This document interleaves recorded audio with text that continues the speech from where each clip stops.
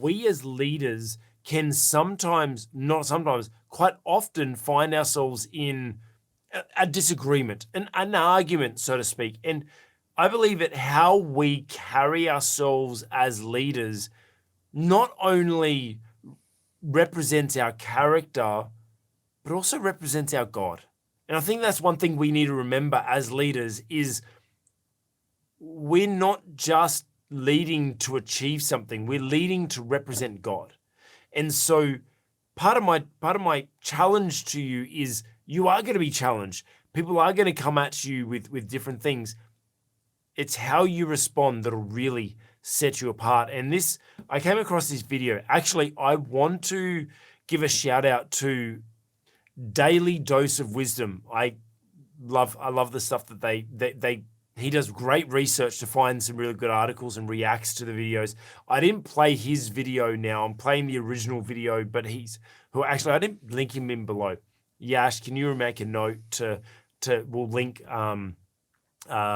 Daily Dose of Wisdom down below in this one. So the reason why I didn't play his is because his is a reaction video, and I didn't want to play a reaction to a reaction to a reaction, right? Thought it'd be a little bit too meta for us. But the original video came from crossexamined.org, or actually, if you just look on YouTube, it's cross-examined. And it's from a gentleman called Frank Turek. And he's being challenged at a lecture by an atheist, and challenge him on the existence of God and everything like that. And I want to just play this out, just the first interaction and the first question and the first answer. And if you want to watch the rest of it, the link is below. I encourage you. It's actually really good information. As a Christian, you should know this stuff so that you can, defend your faith, but also you can learn how to effectively respond to challenges or to tough questions. Yash, if I can get you to play that for me, please. Yes, sir. What's your name? Hello, my name is Carter. Hey, Carter. And I'm going to stop there. Stop right there, Yash. Do you notice what happened? What was the first thing he asked? Now, he's in a lecture and he knows that there's people coming up, and all these people, most of them are coming up to challenge him with his views. But the first thing he did was ask for the person's name, and then not only did he just ask for the person's name, he actually used the person's name. And I think that this really shows respect. And I think that's one key thing we need to remember when we're being challenged. In leadership, things don't always go right. We do have people against us. We do have people that may hate us. We can still respect them. Even when we're being wronged by, we can still respect them. And I think this goes a long way to just show his character, but also show a really great way of being able to show respect for someone is, yeah, we're in a disagreement, but we can be cordial, I can be professional, I can be courteous and use your name. Hit it again, Yash, thank you. Offensive moral law argument that without God as an objective moral standard, we atheists, those who do not have the influence of theism, would be Hitler-esque amoral beings. Okay, let me stop right there because that's not the case. I never said that atheists can't be moral. I never said atheists don't know morality. In fact, atheists know morality just like everybody else. We know morality because it's written on our hearts. What I'm saying is that atheists can't justify morality. That's the point. In fact, I had to say this several times to Christopher Hitchens. Christopher, I'm not saying you're a bad guy. Christopher, I'm not saying you don't know morality. In fact, I like Christopher. I thought he was a good guy. What I'm saying is you can't justify why not murder innocent people to get what you want. That's the point. It's a point about ontology, not a point about epistemology. Stop there, Yash. So you can actually see in this point is he has his response here. The person, the atheist, was challenging him and challenging with something in factual that he said, and he jumped on it right away. He did it forcefully, but he did it respectfully. Whereas, like, hold on a second, that's not correct. I'm gonna correct you. Yash, can I get you to actually skip forward? I think we're actually not at the right spot. Just skip forward a little bit to where he asked the next question. Keep going forward, keep going forward, keep going forward. Yep, sorry, we had to get Yash to... Oh yeah, go back. Yeah, and it's this question. So yes. So the atheist asked the question. Just hit play from there, Yash. Origins, he as marvelous and precise as God, but be natural causes. Excellent question, Carter. That's a very good question. You're So right. stop there. That we have two options here. See, one thing that he did there was the Carter, let's use his name, Carter, asked a great question. And actually, I want to give Carter some props too, because I believe this is what lesson we can learn as leaders as well. He was prepared. He had some notes. He actually asked very good questions, very detailed questions. As we said before, he misrepresented one of his quotes, so he corrected him on that.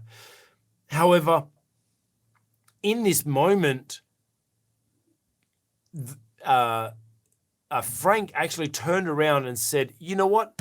That's actually a really good question," and it's one way to kind of defuse an argument is agree with them or support them or encourage them and go, "Hey, that's a great question," and it'll throw them off and it'll kind of bring a little bit of, balance to the conversation. But let's keep playing it a little bit more.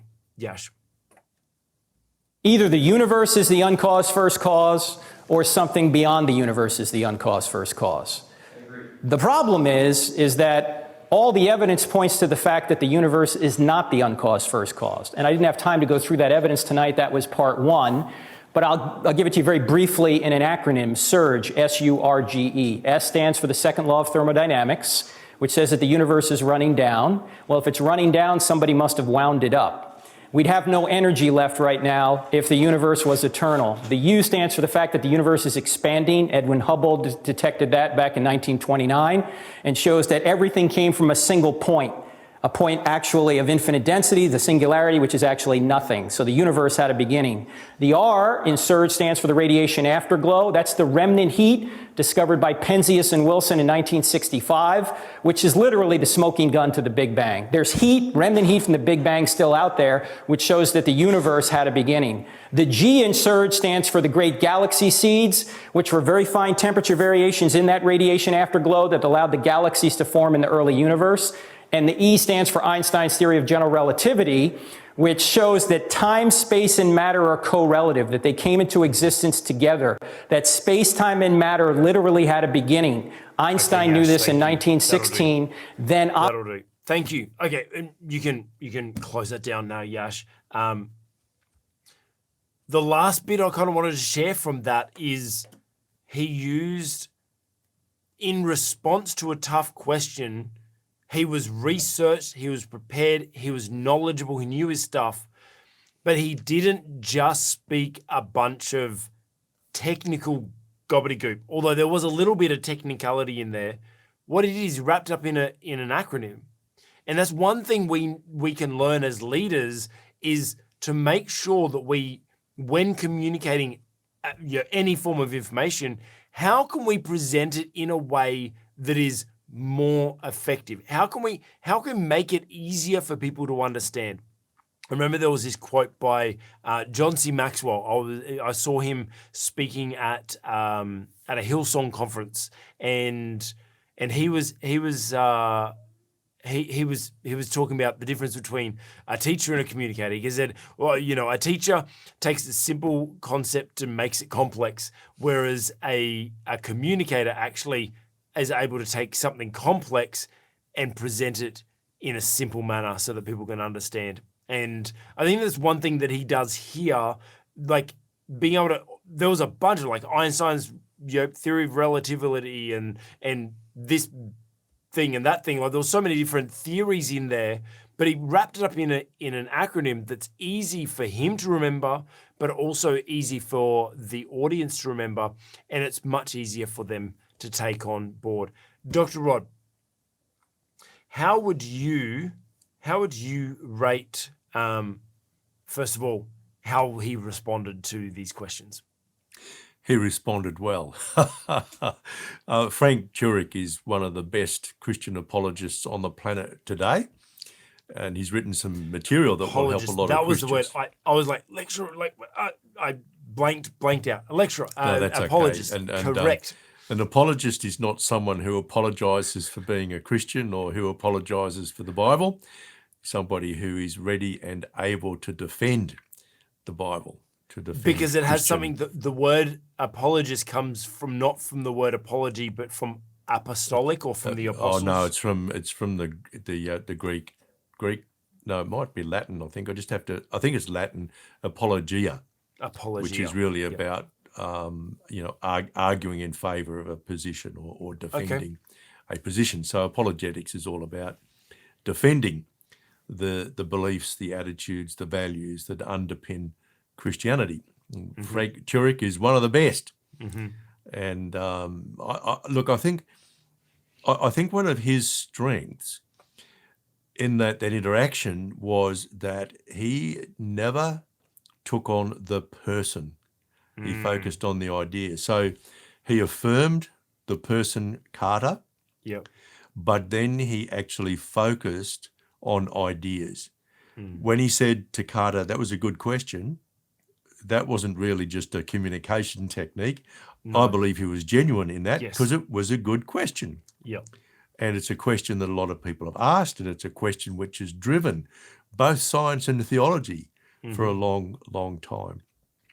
And Frank Turek, like many other apologists, recognizes that the strength in science is that it helps us understand the what, whereas we need theology to help us understand the why. That's good. You know, why are we here? Really what are we good. supposed to do while we're here? Where do we go when this life is all over? So science is the what, religion is the why. Effectively, that's a simple way of putting it. We benefit greatly from science. But sort of focusing on Frank Turek here, I think his strength is, so when you recall somebody's name, when you use somebody's name, you're recognizing them. Yes. That's a Christian thing to do because every single human being is created by and loved by God. So as a Christian leader, it's a good, I guess this is a little bit of an aside, but one of my habits whenever I'm on the telephone to a business or a government department or whatever, they're usually trained now to say, good afternoon, my name is Bill, my name is Linda, whatever it happens to be. I write it down as soon as I hear it. I usually have a pad in front of me. I write it down so I can use their name during the conversation. And I always like to finish my conversation by saying, thank you, Bill, or thank you, Linda, whatever the name happens to be, because no matter what the issue, you're actually recognizing that they are people, 100%. An individual person. And I think that's important to God, and it needs to be important to us as Christian leaders. But the other thing which is really, really important in the context that we're speaking about here, Frank Turek focused on ideas. So he didn't, and he doesn't want anybody to feel that he believes they're an idiot. Yes. He doesn't even say you're wrong. No. He says, good question. And then he provides an answer which appeals to the science, because this really is a question about what happened in the beginning. In the beginning, yeah. You see, now, as an apologist speaking to an audience of mainly atheists, there's no point in taking out your Bible, waving it in the air and say, Genesis 1:1 says in the beginning God created the heavens and the earth. Okay? No point. No point. Because they don't hold the Bible in the same esteem that we do as Christians. And on that point, that's actually a really good point that I like to emphasize with people is, like, for us, this is a very, very reputable reference. And, I liken it to my master's and my university degree. We always need to reference an authority source, right? And I remember when I first started university, they challenged us with like, there's good quality references and there's poor quality references. You know, you can, if you just get something off the internet, it's not a good reference. Well, that was when I first did my degree. When I did my master's, it was a lot more common to just give us the URL. It's fine. You know, like things have changed. But it's the same with this. For us, this is like I can say First Peter 4:10, whatever, and someone goes, okay, that's in the Bible, it's valid, right? Whereas if you don't believe that this book is the original truth, is the source, is breathed by and inspired by God, then if I bring this up, it's almost like me quoting BuzzFeed to you. You know, like it doesn't matter. And so what he does is, who does he quote? Einstein. Who are the other few people in there? Like he quoted non-Christian, you know, authors or experts. Well, he quoted scientists because some of these people, Einstein had a faith, probably not quite the same as ours, but he definitely did. He quoted Hubble and a few others as well. But his appeal was to well-recognised, well-accepted scientific research. Yes. Because what he's driving at the end of the day is science cannot answer the question of how or who started it all. Yeah.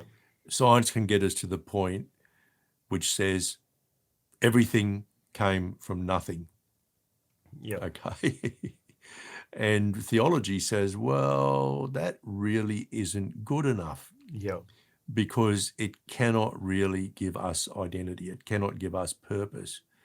Theology gives us purpose by saying, well, it all points ultimately to the fact that behind what we call the Big Bang was a Big Banger.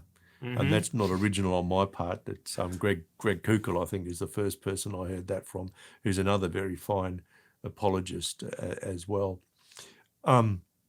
So yeah, this guy, Frank Turek, I think he sets us a really good example as Christian leaders, especially when we're called upon to defend our faith. And that could happen anytime. Yes. For leaders, it can happen anytime, in any interaction, even inside the church, because, you know, people are still wondering, exploring, they're still trying to sort of weigh up. So where do I fit science and biblical doctrine together? How does it all fit together? Yeah, he does a good job of that. And so all our links are below, so go and check that out. As a scientist myself, I studied science at university. I find it very amusing that you are either a scientist or you're a Christian. It's kind of like it's one or the other. It's like, actually, no, when I was learning science, everything was I saw science as just discovering the makeup of the universe. And everything in science, I felt just pointed back to a creator. Like if you can look at science and look at anything in science is a formula, it's a set, it's been studied and found that this particle does this thing always and is linked with, like, there's formulas and everything like that. It just proves that there's no accident. It just proves that with the way that there was a creator that actually planned out every small, minute detail. And so that when you're doing science, you are literally discovering God in the process and getting to understand and know a little bit more about him. It's kind of like his little fingerprints. I kind of see it. That's my take. But you're kind of going back to, Frank Turek is as leaders, we are going to have to face times where we have to respond to tough situations. As a little bit of a side note, go and check out the video so that if you're challenged on your faith, you're a little bit more educated on being able to respond as to people asking about Big Bang or, well, where did everything start? Did it really happen in 7 days? And like all that sort of stuff. You should know that. You should know why you believe that, not just blindly believing it. It's great that you got faith in it, but researchers to strengthen your faith. But when you're in an interaction that is a little bit argumentative, that it is maybe a clash of ideas, remember, you're clashing ideas, not people, like Dr. Rod said, that you can challenge ideas but never make it personal. Never do a personal attack. Always respect the person that you're communicating with, respect and honor them, use their name, appreciate their questions, like just show appreciation. Like those things that Frank did are such a great example of how we can be better leaders in the face of a challenging situation. Hey, you've just watched an excerpt from the On the Cube with Leadership podcast. If you've liked that, give it a thumbs up. If you've got any thoughts of how it challenged or helped your leadership, put a comment below, and we'd be honored if you would consider subscribing for more leadership content. Also, make sure you check out the playlist for more episodes like this.